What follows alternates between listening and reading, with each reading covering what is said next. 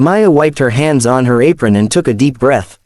Friday nights at the Silver Oak were always hectic, but tonight felt unusually heavy. Maybe it was because her double shift had stretched into 14 exhausting hours. Maybe it was because she needed the money more than ever. Her mother's hospital bills weren't waiting, and Maya couldn't afford to lose even a single tip. But when the four men at table 12 waved her over, she forced a polite smile. They were the kind of men who dressed wealth like armor, gold watches, blinding cufflinks, and loud voices that tried too hard to impress. Maya had dealt with customers like them before. They weren't difficult, just entitled. "Miss," the tallest one drawled, leaning back in his chair, "we're ready for the check." "Of course, sir," Maya said. "I'll bring it right away."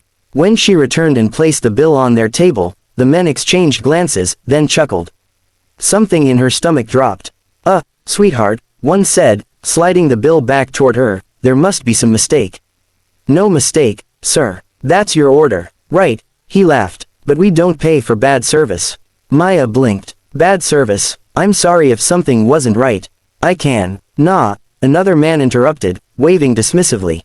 "We're regulars. We don't need to pay every time. Besides, you didn't smile enough. Service charge should be waived." The others laughed like he'd told the world's funniest joke. Maya felt heat rise behind her eyes. She had smiled. She had done everything right. She couldn't afford to lose this bill. She needed her tips tonight. "Sir," she said carefully, "I can call the manager if—" "No need," the first man smirked. "Just run along. We're done." Maya's throat tightened. She walked back to the counter, unsure what to do. Confront them, risk losing her job, cry in the bathroom. All three felt possible. Then she heard the door open. A tall man in a dark coat stepped inside, the cold air trailing behind him. His presence filled the room instantly. Employees straightened. Customers went quiet. Maya recognized him immediately. Elias Grant, billionaire, philanthropist, and, most importantly, the owner of the Silver Oak. Maya froze. He rarely visited without warning. Elias scanned the restaurant, his gaze sharp but calm. Then he noticed Maya's red eyes, her trembling hands, and the four men laughing loudly at table 12. "Maya," he said gently, walking over. "Are you okay?" She swallowed hard. "Yes, sir. Everything's fine." But Elias wasn't fooled. He followed her eyes to the four men. "Did they mistreat you?" Maya hesitated. "They don't want to pay their bill, sir." Elias nodded once. "Stay here." He walked toward the table with the quiet authority of a man used to being obeyed. The men didn't notice him until he was standing directly behind them. "Is there a problem with the bill?"